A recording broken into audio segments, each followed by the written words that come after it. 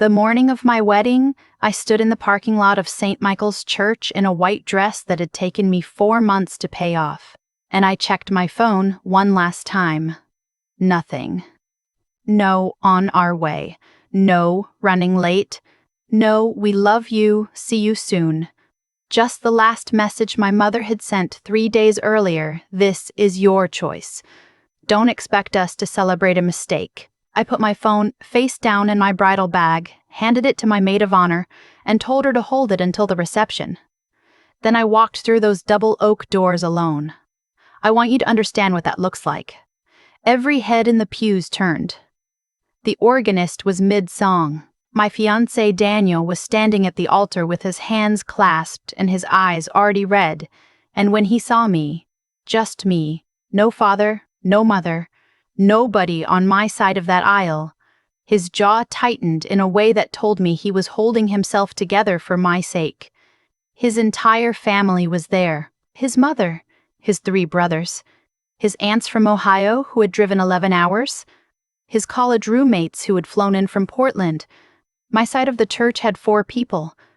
My maid of honor, Maya, who had stepped out to give me the bag and ran back in to take her place, 2 coworkers from the hospital, and my neighbor, Mrs. Patterson, who was 71 years old and had heard me crying through the wall of our duplex 2 nights before and knocked on my door with a casserole and said, "Honey, I'll be there if you need a friendly face." I walked down that aisle alone. I held my own flowers. I gave myself away. And I have never been more certain of anything in my life than I was of Daniel in that moment. And I have never felt more clearly the weight of what my family had chosen to do. I should explain who I am and where I came from, because none of what happened later makes sense without it. I grew up in Harrisburg, Pennsylvania, the oldest of 3 children. My brother Kevin is 3 years younger than me. My sister Brielle is 6 years younger. My father worked in insurance.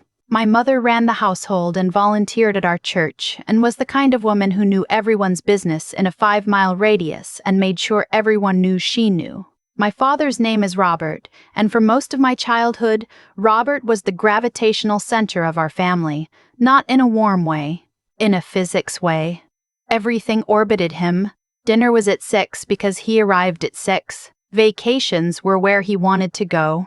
Conversations at the table ended when he was done talking.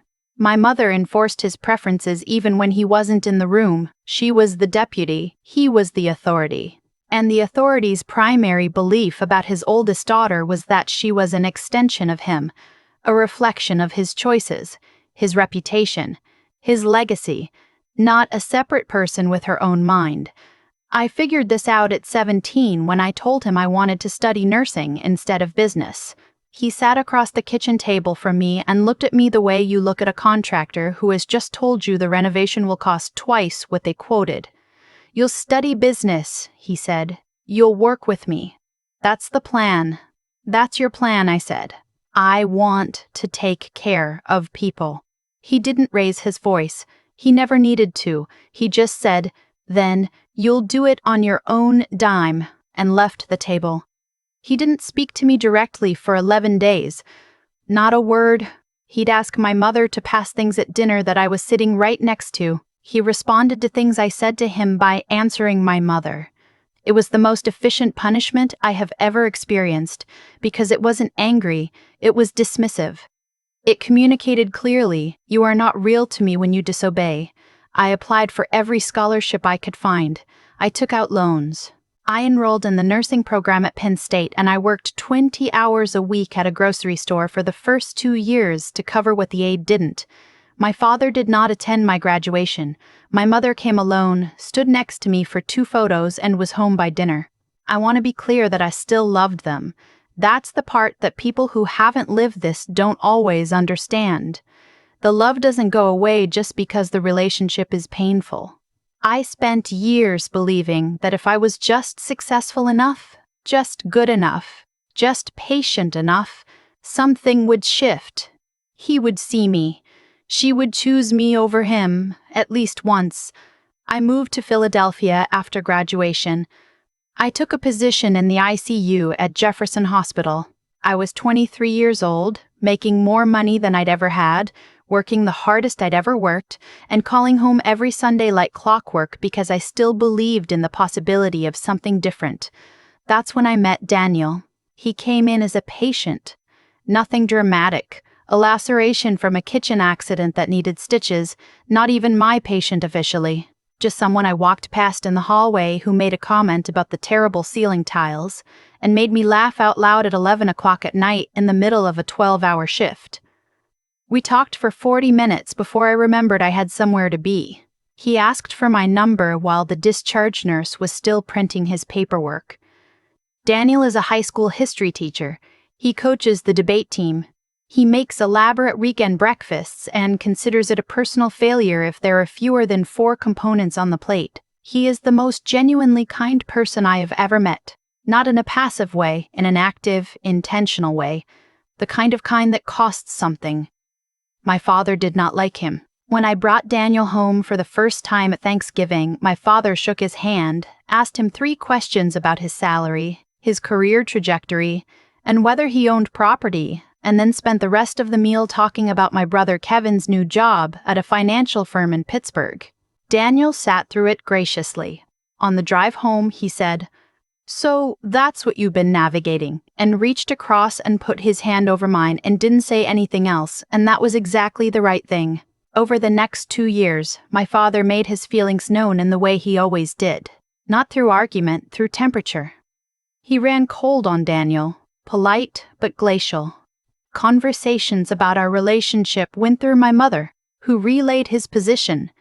Daniel wasn't ambitious enough, wasn't established enough, wasn't the kind of man who could provide a certain kind of life. What kind of life? The kind he had imagined for me.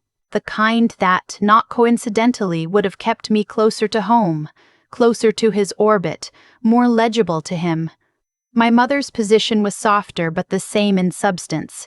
Can't you just wait? Can't you give him more time to come around? Do you have to make everything so hard? I wasn't making anything hard. I was living my life.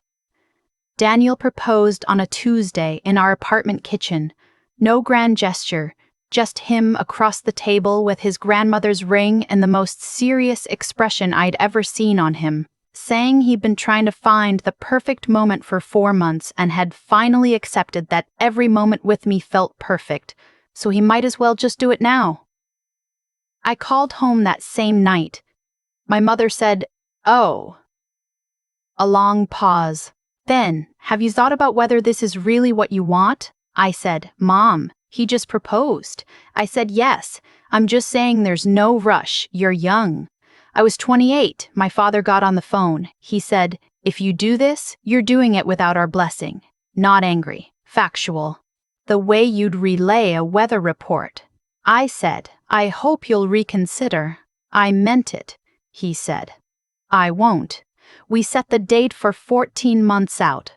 I sent formal invitations to my parents, to Kevin, to Brielle. Brielle was 22 and living at home and called me privately to say she wanted to come but was terrified of what Dad would do. I told her I understood, that I didn't want her caught in the middle, that I loved her no matter what she decided. Kevin didn't call. My parents did not RSVP. I followed up twice by phone. My mother said they were still deciding. With 3 weeks to go, I called my father directly. He answered on the second ring, which surprised me. I said, "Dad, the wedding is in 3 weeks. I need to know if you're coming." He said, "We're not coming, Elaine." I had practiced being calm for this. I had actually rehearsed it. I said, "Okay, I want you to know the invitation stays open." He said, "Some decisions can't be undone." I said, "I agree," and I hung up. I went to the bathroom of the call room at work and I sat on the floor for 6 minutes and cried, and then I washed my face, and then I went back out and finished my shift. Because there were patients who needed me, and I had learned a long time ago that grief doesn't stop the world from requiring things of you. The wedding was the most beautiful day of my life. I know that sounds impossible given everything I've just told you, but it's true. Maya kept me laughing all morning. Daniel cried when he saw me, actually cried, and when I reached him at the altar, he leaned down and said very quietly, "You are the bravest person I have ever met, And I almost lost it right there in front of everyone. His mother hugged me for a long time at the reception and didn't say anything, just held on, and that said more than anything she could have put into words. Mrs. Patterson danced to 2 songs and told Daniel he was lucky and told me I was luminous, and I think I will love that woman for the rest of my life for showing up. We honeymooned in Charleston for 5 days, and it was warm and slow and easy, and we walked everywhere and ate too much and stayed up too late, and for the first time in a long time, I didn't feel the weight of waiting for my family to become different people. The text came 11 days after we got home. It was from my father. He almost never texted. My mother was the one who maintained the digital side of their communication. So when his name appeared on my phone, I felt my stomach drop before I'd even read a word. Kevin's wedding is in April. Your mother and I need $9,500 to cover the venue deposit and catering balance. Family takes care of family. I read it 3 times. Daniel was in the kitchen making coffee and he called out asking if I wanted eggs, and I walked in and handed him the phone without saying anything. He read it. He set it down on the counter. He looked at me. Family takes care of family, he said, very evenly. That's what it says. He was quiet for a moment. Then, what do you want to do? And here is what I want to say about Daniel, about why I chose him, about what it means to have a partner who actually sees you. He didn't tell me what to do. He didn't perform outrage on my behalf. He didn't say I can't believe him, or don't you dare, or after everything they did. He just asked what I wanted, because he understood that this was mine to navigate. My father, my history, my decision. I thought about it for 2 days. I thought about it for 2 days. I thought about the 11-day silence when I was 17. I thought about the graduation he didn't come to. I thought about the Thanksgiving where he asked Daniel about his salary 3 times. I thought about some decisions can't be undone. I thought about walking down that aisle with 4 people on my side, one of whom was a 71-year-old neighbor who barely knew me. On the 3rd day, I sent a response. I wish Kevin all the happiness in the world. Here is my contribution to his wedding. I sent a payment notification for $1. In the memo line, I wrote, "With love, Elaine and Daniel." Then I blocked my father's number, not out of anger, out of clarity. I had finally, at 29 years old, 11 days into my marriage, drawn a line. Not a wall, a line. This is where I stop absorbing things that hurt me. This is where I stop waiting. My mother called the next morning from her own phone. I let it go to voicemail. Her message was 4 minutes long, and I will summarize it as, "How could you? You've always been selfish. Your father is devastated. Kevin is devastated. This is not how family works. When did you become this kind of person?" I called her back. I said, "Mom, nobody from my family came to my wedding. I didn't get a card. I didn't get a call. I got a request for $9,500 11 days after I got home from my honeymoon. I want you to really sit with what you're asking me to do here." She said, "Your father had his reasons." I said, "I know he did. They were his reasons. They were not good enough to justify what this family did to me on the most important day of my life." She started crying. I had spent my entire childhood trying to prevent my mother's tears. I had softened things, swallowed things, rerouted myself to avoid being the cause of her unhappiness. Sitting there on the edge of my bed, listening to her cry, I felt something I had never felt before in that situation. I felt nothing. Not cold, not cruel, just steady, just clear, just steady, just clear, just done. I said, "I love you, Mom. I'm not able to have this conversation right now," and I ended the call. 2 weeks later, Daniel and I came home from a late dinner to find my father's car parked in front of our house. He was sitting in it, engine off, just sitting there in the dark. I told Daniel to stay in the car for a minute, and I walked up to the driver's side window. My father rolled it down. He looked older than I expected, which surprised me even though 2 years had passed. Smaller, somehow. I said, "Dad," he said, "I need you to release the money your grandmother left you." I stared at him. When my grandmother, his mother, had passed 4 years earlier, she had left me a small inheritance, $18,000. She had given it to me directly, in my name. It had paid off a portion of my student loans. I said, "That money is gone. I used it years ago." He said, "Kevin needs it." "The wedding," I said. "Kevin's wedding is not my responsibility. My grandmother left that money to me." He said, "She left it to the family." I said, "She wrote my name on the check." He looked at me for a long moment. Then he said the thing I had been dreading and half expecting for years. He said, "You were always ungrateful. From the time you were a little girl, you took everything and gave nothing back." I have thought about this moment many times since. What I felt was not the devastation it would have caused the 17-year-old version of me. It was something quieter, something like recognition. This is who he is. This has always been who he is. I spent my entire youth contorting myself trying to earn a different version of this man, and he was always this. I said, "I'm going to ask you to leave now. If you come back, I'll call the police." And I turned around and walked back to our car. He left. 3 days later, 2 police officers showed up at our door. My father had called and reported that I had stolen money from the family estate following my grandmother's death. The officers were apologetic, clearly accustomed to these kinds of domestic disputes. They explained that a complaint had been filed and they were obligated to follow up, but that without documentation of a crime, there was nothing to pursue. I handed them the paperwork from my grandmother's estate.